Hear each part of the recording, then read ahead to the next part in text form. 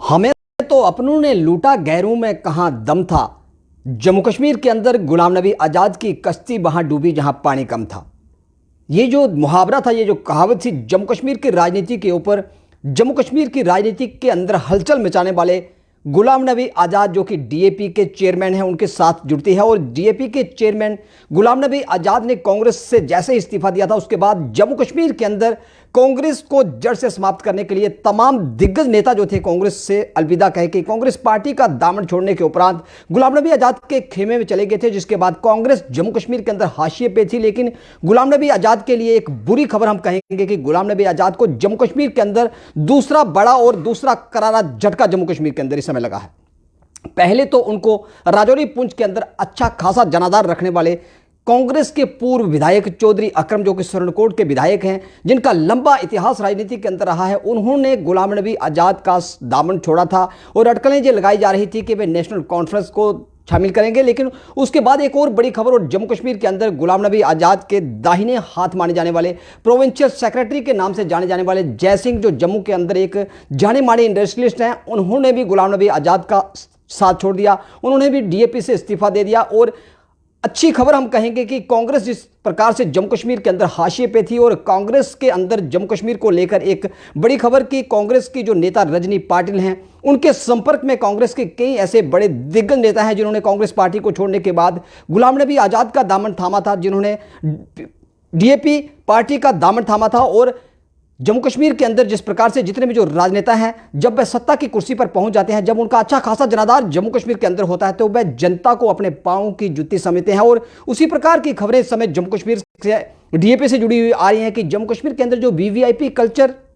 Political parties के अंदर देखा जाता था, कई एक दिग्गज और कई एक ऐसे कार्यकर्ता जो जमीनी स्तर के कार्यकर्ता हैं, जिनके साथ जनता का अच्छा खासा जनाधार है, ऐसे लोगों को जब गुलाम नबी आज़ाद के गेट के ऊपर जाके लंबा इंतजार करना पड़ता था गुलाम नबी आज़ाद से मिलने के बाद, और वीवीआईपी कल्चर जो कि कांग्रेस के अंदर था, तमाम राजनीतिक दलों के अंदर था, उससे तंग आकर उन्होंने कांग्रेस को अलविदा कहा था। और इसी प्रकार का वीवीआईपी कल्चर जो था आज़ाद खेमे के अंदर देखने को मिला, और कई दिग्गज नेता जिन्होंने कांग्रेस को छोड़ा था। और अब बड़ी खबर और सोर्सेज के हवाले से खबर निकलकर आ रही है कि जम्मू कश्मीर के अंदर राहुल गांधी की जो भारत जोड़ो यात्रा है, उस यात्रा के दौरान कांग्रेस के कई बड़े स्तर के जो नेता हैं, गुलाम नबी आज़ाद को छोड़ने के बाद वे सोच रहे हैं कि वे कांग्रेस का दामन पुनः थामे। इसलिए कांग्रेस के लिए अच्छी खबर, और गुलाम नबी आज़ाद को एक के बाद एक करारा झटका। जिस प्रकार से जम्मू कश्मीर के अंदर जैसे ही गुलाम नबी आज़ाद एयरपोर्ट के अंदर आके वो उनका जहाज लैंड करता था, तो सुर्खियां बटोरने वाले गुलाम नबी आज़ाद इस समय सोशल मीडिया से, राष्ट्रीय मीडिया से एक किस्म के गायब ही हो चुके हैं। क्योंकि गुलाम नबी आज़ाद का क्रेज, जिस प्रकार से अपनी पार्टी का क्रेज जम्मू कश्मीर के अंदर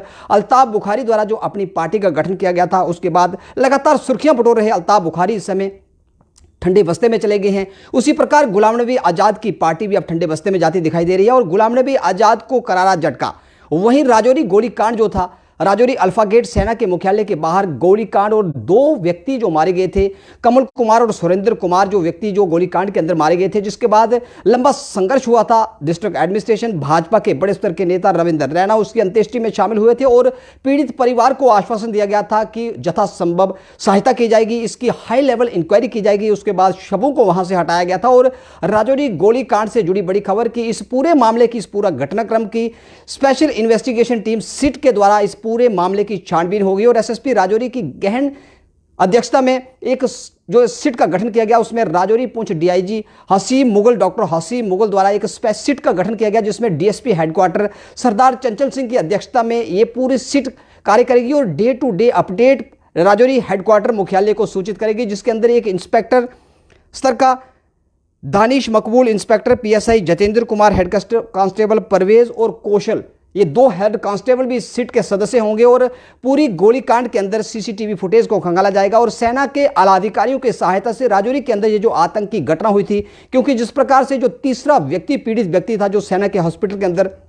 जिसका उपचार चल रहा था, और उसकी जो वीडियो वायरल होने के बाद ये जो पूरा घटनाक्रम था, जो सेना को सोची समझी साजिश के तहत सेना को बदनाम करने का षड्यंत्र कश्मीर घाटी की तर्ज पर राजौरी के अंदर रचा गया था, उसके बाद एक पूर्ण विराम सा लग चुका था, और सिट का गठन कर दिया गया है। पूरे घटनाक्रम की माइन्यूटली से वहां पर जांच होगी, क्या आतंकी हमला था अथवा सेना के जो संतरी जो गेट के ऊपर तैनात थे उनके द्वारा गलती की गई। फिलहाल सिट का गठन कर दिया गया है। और एक और बड़ी खबर कि जम्मू कश्मीर से की राजनीति से जुड़ी खबर, जिस प्रकार से मोदी कैबिनेट की अटकलें लगाई जा रही थी, बुधवार अथवा शुक्रवार को कैबिनेट की बैठक होगी जिसमें पहाड़ी जाति जनजातीय, ओबीसी, गड्ढा ब्राह्मण, पादरी और ओबीसी से जुड़ा बड़े खबर और एसटी समुदाय विशेषकर पहाड़ी कबीले से जुड़ी बड़ी खबर की मोदी कैबिनेट के अंदर दोनों सदनों के अंदर इस प्रस्ताव को गृह मंत्रालय द्वारा प्रस्ताव जो एक तैयार मसौदे को दोनों सदनों के अंदर प्रस्तुत करने के लिए कैबिनेट के अंदर मोहर लगेगी और अटकलें ये लगाई जा रही है, संभावना ये जताई जा रही है कि आज